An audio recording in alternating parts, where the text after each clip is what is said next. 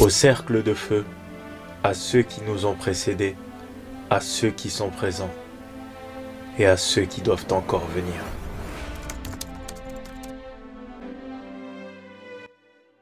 Yo la team, aujourd'hui je reviens avec un sujet assez connu, à savoir les accords Toltec. Non, du coup c'est pas les 4 accords Toltec, il y en a 5. Si tu connais vraiment pas les accords Toltec, je vais quand même prendre un moment pour t'expliquer le contexte dans lequel ça a été inventé, histoire que tu sois pas trop paumé non plus, et te parler un peu de l'auteur, comme je l'ai fait pour les autres vidéos. C'est quoi un Toltec? La question ce serait plutôt qui sont les Toltecs? C'est un peuple qui a vécu entre le 10e et le 12e siècle dans une région de notre Mexique actuel. Toltec, ça veut dire bâtisseur dans leur propre langue, qui s'appelle le Nahual... Bref, ils ont tellement tué le game que les Aztèques se considèrent comme leurs descendants directs. Ils sont considérés dans la croyance comme ceux qui sont à l'origine de toute civilisation. C'est des nomades. Au départ, en tout cas.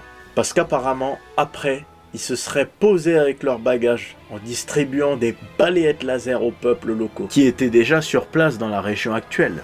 On appelle Teotihuacan.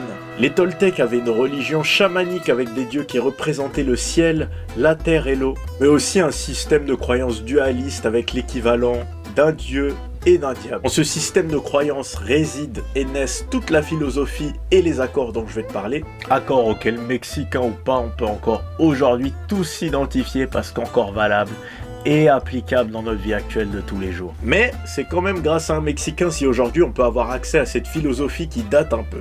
Et c'est quand même un descendant direct des Toltecs. Don Miguel Ruiz. Il aurait une révélation après avoir échappé à la mort, un peu comme l'auteur du Miracle Morning, si t'as regardé ma toute première vidéo d'ailleurs dont le montage était éclaté au sol, et c'était un médecin chirurgien avant de devenir grand chaman Toltec. Ce qu'il nous dit de la réalité dans laquelle on vit est qu'en fait il s'agirait d'un rêve dont on serait les personnages principaux et les créateurs. Et dans ce rêve on serait tous au départ, dès la naissance, victimes d'un conditionnement qu'il appelle la domestication. La domestication, c'est pour Don Miguel Ruiz toutes les croyances qui nous ont été imposées par l'éducation des parents, la société de consommation, l'école et tout ce qui va avec. Notamment le système de récompense-punition. À savoir, si t'es sage et que t'obéis à l'ordre établi, t'es récompensé. Si tu décides par toi-même de penser, tu te fais balayer. Alors quand t'es enfant, c'est sécurisant. Parce que tu connais que ça de toute façon. Mais avec le temps, ça devient une prison mentale et tu finis par toi-même te punir automatiquement dès que tu respectes plus les systèmes qui ont été inculqués en toi. Et c'est à ça qu'ils servent les accords Toltec, à te libérer de cette prison mentale que Don Miguel Ruiz appelle tout simplement l'enfer. Parce que oui, pour lui, les notions d'enfer et de paradis sont déjà sur Terre et pas après la mort comme dans certaines religions. Parce qu'on est quand même le seul animal sur Terre qui paye plusieurs fois et peut faire payer aux autres les erreurs qu'il a lui-même commises. C'est un peu con quand même. Le premier accord s'intitule « Que ta parole soit impeccable ».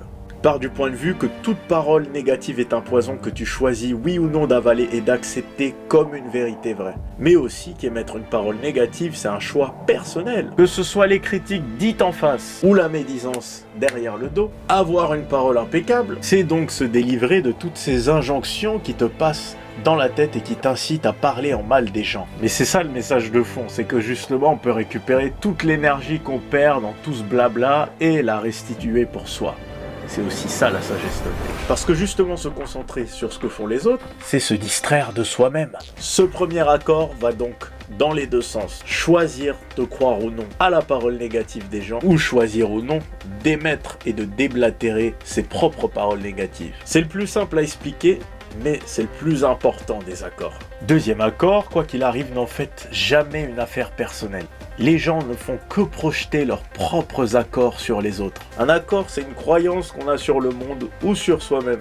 Le deuxième accord stipule que se défendre contre les croyances que les autres projettent sur nous est de la pure folie dans la mesure où chacun vit dans son propre rêve. Est-ce qu'on se défend face à 7 milliards de personnes qui pensent différemment les unes des autres en voulant prouver qu'on a raison ou accepter d'accepter que ça n'a rien de personnel? À partir du moment où elle ne fait plus de rien une affaire personnelle, compliment comme critique nous laisse indifférents. On est enfin libre psychologiquement, libéré de la charge mentale liée à la peur du regard des autres. Le troisième accord, c'est ne faites pas de suppositions. Par supposition, on entend tout ce que vous croyez savoir sans avoir vérifié. Vos biais cognitifs, c'est-à-dire tous les raccourcis mentaux que vous prenez par flemme d'aller vérifier parce que t'as vu, j'ai pas le time, et tout ce que vous pensez deviner chez les gens dans vos relations au quotidien. S'il devait y avoir une suite à ce troisième accord, ce serait « Ne faites pas de suppositions, posez des questions ». Parce que poser des questions, au lieu d'affirmer les choses qu'on croit être vraies, est le plus proche chemin vers la vérité. Même si au fond, il n'y a aucune vérité absolue, mais une seule qu'on trouve au fond de soi, selon les Toltecs. Parce qu'on peut aussi faire des suppositions sur sa propre personne. Et c'est en ça que le dernier accord, c'est-à-dire le cinquième, est le plus important de tous. L'accord numéro 4, c'est « Faites de votre mieux ». Parce qu'en vrai, selon la sagesse Toltec, faire de son mieux, c'est la meilleure manière de niquer son juge intérieur. Plus je me suis donné à fond dans ce que j'ai entrepris, moins ma voix intérieure me casse les couilles. Faire de son mieux permet d'être dans le moment présent. Ça a tendance accessoirement à éviter de ruminer le passé, et éviter d'anticiper ce qui pourrait se passer de mal. Selon les Toltecs, enfer psychologique et voix négative en nous s'appelle le mitoté. Et on est une bonne partie de la population à vivre dedans. Faire de son mieux, c'est donc une manière de s'affranchir de cette voix intérieure et se reconnecter au présent, seul endroit où on pourra trouver l'amour véritable, l'amour de soi. Pas celui qui dépend du voisin, mais qui permettra peut-être qu'un jour ce voisin t'aime. Parce que si tu t'aimes pas, comment veux-tu que les autres le fassent? D'ailleurs, ce quatrième accord s'applique à tous les accords. Fais de ton mieux pour vivre chaque accord au mieux. J'ai jamais autant prononcé le mot accord. En résumé, et pour pas te retenir longtemps, il y a 3 niveaux de puissance chez les Toltecs. La victime, le guerrier et le maître. La victime, c'est celui qui attend que le monde passe et que la vie se déroule d'elle-même jusqu'à se laisser mourir comme une sans avoir rien fait pour changer son futur et vivre son rêve. Le guerrier, c'est celui qui combat avec un coup une attitude de victime, un coup une attitude du maître. Et le maître, c'est celui qui a tué le gay. Il maîtrise son univers et il comprend que tout ce qui est construit autour de nous n'est qu'un univers de symboles.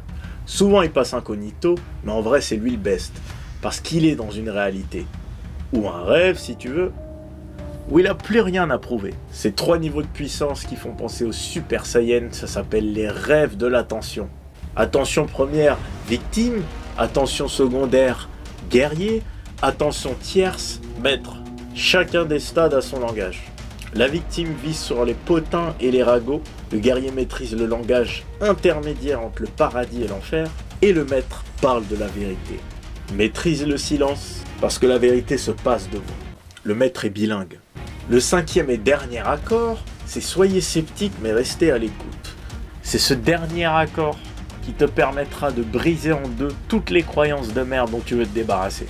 Il se trouve que tu vis dans un monde où la plupart des êtres humains sont en guerre pour avoir l'attention et l'énergie, et plein de compliments. Remettre en doute les propos de chacun et commencer par tes propres croyances limitantes personnelles revient donc à être le premier pas vers le changement. Encore une fois, je parle de remettre en doute le discours, car c'est par la parole que la plupart de nos limitations sont semées. Et ce sont les symboles qu'on nous a mis dans la tête qui nous ont menés au premier doute, à savoir le doute de soi. C'est donc par le doute qu'on remettra en doute le doute de soi. Car pour les Toltecs, tout était là dès le départ, et c'est notre dépendance au monde extérieur qui a foutu le bordel. La force du doute et d'être sceptique nous pousse alors à remettre en question nos propres pensées, qui sont pour la plupart des croyances automatiques qui se répètent dans notre tête et qui ne nous appartiennent pas. Ce serait alors le meilleur moyen de se reconnecter à nos dieux intérieurs, qu'on appelle les alliés dans la sagesse Toltec, et qui ferait de nous un ange, c'est-à-dire un messager de la liberté et de l'amour de soi. Ça permettrait aussi de vaincre l'ange de la mort, qui nous maintient dans la peur de vivre, et donc d'accéder au paradis. Celui qui est sur Terre est dans notre tête. Sacrés idéalistes, ces Toltecs. Et toi, quel type de messager es-tu?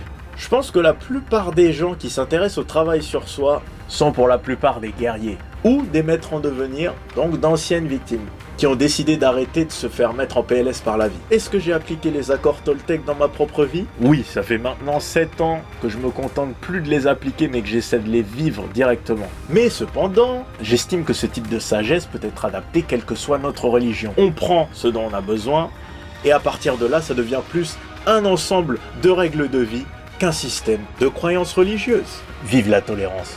Ciao la team.